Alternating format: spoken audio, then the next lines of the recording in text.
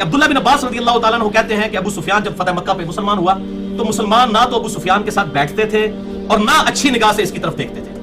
تو یہ حضور کی خدمت میں حاضر ہوئے اور کہا یا رسول اللہ صلی اللہ علیہ وسلم نہ تو مسلمان میرے پاس بیٹھتے ہیں نہ مجھے کوئی اچھے طریقے سے دیکھتے ہیں. ظاہر ہے پوری زندگی حضور کے ساتھ دشمنی کی, لڑائیاں کرتا رہا کہ میرے بیٹے معاویہ کو اپنا منشی رکھ لیں. یہ کاتب وحی کہتے ہیں, اینج رکھایا گیا جائے. اور بھائی جی جو بندے سفارشی بھرتی ہوئے ہیں, یہ اسی لینگویج ہے سفارشی, پازیٹیو سفارش کی بات کر رہا ہوں, ان کو آپ نے کہا یہ قرآن ڈاؤٹ میں پڑ جائے گا جی کاتب وحی. زید ابن ثابت کدھر گیا جس نے ساری کارنامہ کیا ہے؟ وہ کہتے ہیں میں چھوٹا بچہ تھا, آپ صلی اللہ علیہ وسلم میرے پاس تشریف لائے, آپ فرمایا جاؤ معاویہ کو بلا کر لاؤ. یعنی آپ نے کوئی خط و کتابت کروانی ہوگی, آپ نے دوبارہ بھیجا, فرمایا جاؤ اس کو بلا کے لاؤ. تو آپ کیا سمجھتے ہیں وہ باہر سے دیکھ کے واپس آگے ہوں گے؟ تو آپ صلی اللہ علیہ وسلم کی مبارک زبان سے ایک جملہ نکل گیا اس موقع کے اوپر.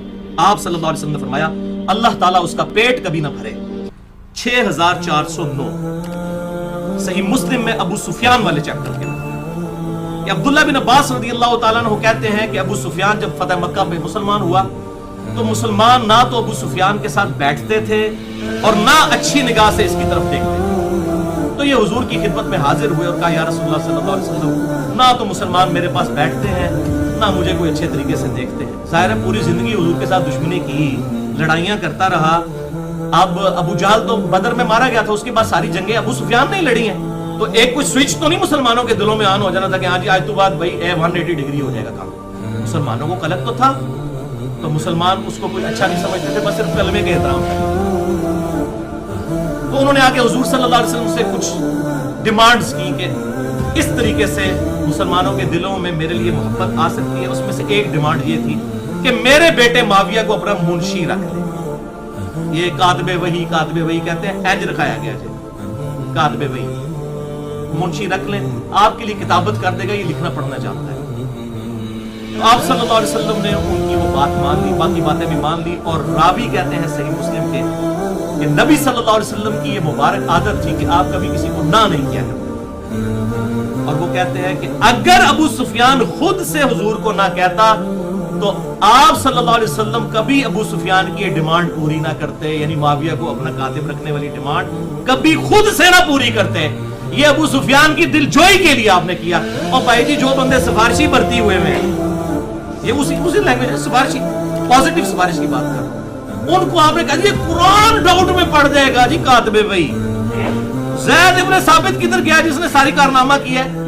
کیوں پبلک کو جھوٹی باتیں ملوکیت کی طرح کھا کے تو بتا رہے ہیں قرآن ڈاؤٹ میں پڑ جائے گا. جاہل مولوی پتہ ہی نہیں ان کو کہ قرآن کہاں سے آیا, کس نے محفوظ کیا. انا نحن نزلنا الذکر وانا لہ لحافظون. اس قسم کی باتیں پبلک کو بتاتے ہیں. اینج پائی جی ہوئی ہے پردی. اب آپ دیکھیں کہ اس کے بعد کیا ہوا. یہ بھی صحیح مسلم میں دوسری 6628 اور ہمارے ریسرچ پیپر نمبر 5B پہ 27 نمبر پہ, اسی نمبر پہ میں نے اکٹھی ڈالی ہے تاکہ پتہ چلے کہ یہ کاتب وحی کی بھرتی کیسے ہوئی ہے. اس کے راوی بھی عبداللہ ابن عباس رضی اللہ تعالیٰ. وہ کہتے ہیں میں چھوٹا بچہ تھا, آپ صلی اللہ علیہ وسلم میرے پاس تشریف لائے تو کہتے ہیں میں دروازے کے پیچھے چھپ گیا. چھوٹے بچے تھے, ہارڈلی 10 سال کی قریب عمر ہوگی اس وقت, کیونکہ آپ صلی اللہ علیہ وسلم کی وفات کے وقت 13 سال. تو کہتے ہیں میں اس لیے چھپ گیا مجھے حضور کوئی کام نہ کہہ دے. بچہ کھیلنے کے لیے وہ گھر سے نکلے ہوئے تھے, تو آپ نے مجھے ڈھونڈ لیا. پھر آپ نے میری گدی پہ پیار سے ایسے تھپکی لگائی. آپ فرمایا جاؤ معاویہ کو بلا کر لاؤ, یعنی آپ نے کوئی خط و کتابت کروانی ہوگی.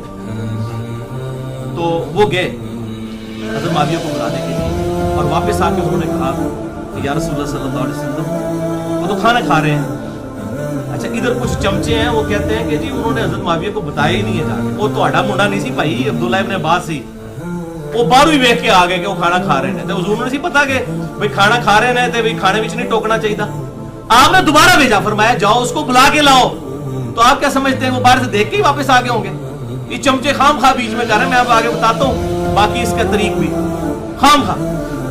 وہ گئے, وہ کھانا کھا رہے ہیں, انہوں نے جواب دیا کہ کھانا کھا رہے ہیں.